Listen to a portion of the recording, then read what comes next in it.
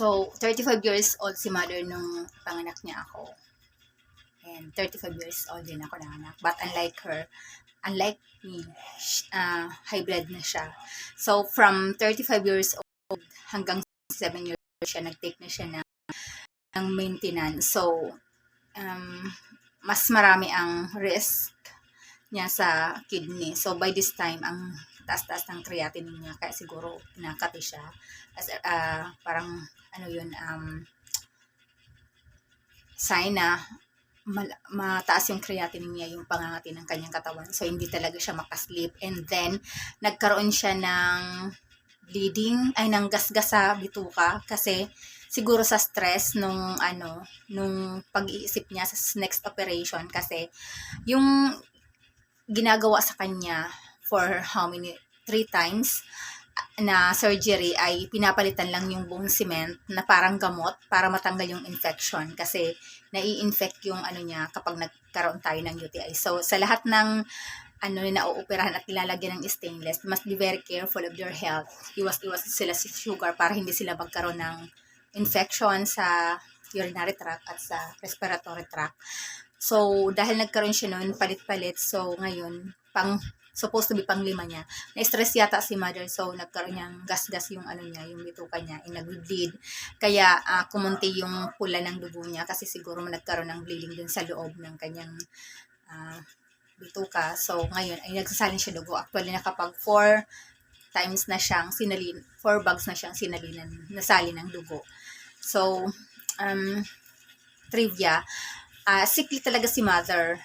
Mahirap siya magbuntis, nervyosa. At her age, sa age ko na to, mas marami na siyang naging sakit. Wala siyang complete teeth. Tapos, sira ang kanyang mata, high blood, ano pa ba, nervyosa si mother. So, ang nagmana sa kanya ay talaga yung sister ko sa health.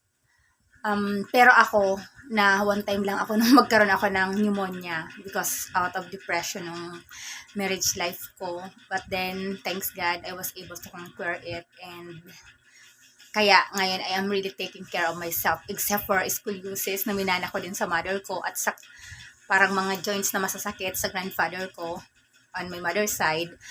Okay naman.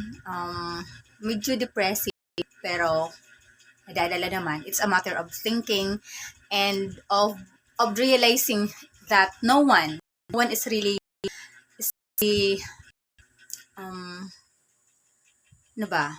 parang who will take care of me? It's only me. So, dahil reliable ka sa iyong sarili, dahil you are responsible for yourself, ay mas madali mong aalagaan yung sarili mo. So, kahit medyo nasa tayo, sa situation na tayo ay nasa hospital, so ginagawa pa din natin yung health habits natin, kumakain tayo ng tama, although hindi tayo makatulog ng maayos, but then, we take a rest na makapagpahinga ang ating isip, ang ating katawan. So, tinitake natin yun. Kasi, tayo naman ang nag-aalaga sa mother ko. At hindi tayo magsasawang mag-alaga sa ating mother kasi sila naman yung talagang as in alaga naman sa atin noon. So, hindi natin talaga mapagsasawa ang mag-alaga sa kanila. At kahit we're getting poorer sa pag-gastos para sa kanila, pero what is that compared to what they have sacrificed? So, I'm asking God for us to be healthy, si mother gumaling. It's not that easy, but it will happen, and I really put my trust in God na at the end of the day, we're going home, and she will be well again, and we are going to be happy again. Actually, we are happy because she's still here, and we are still here.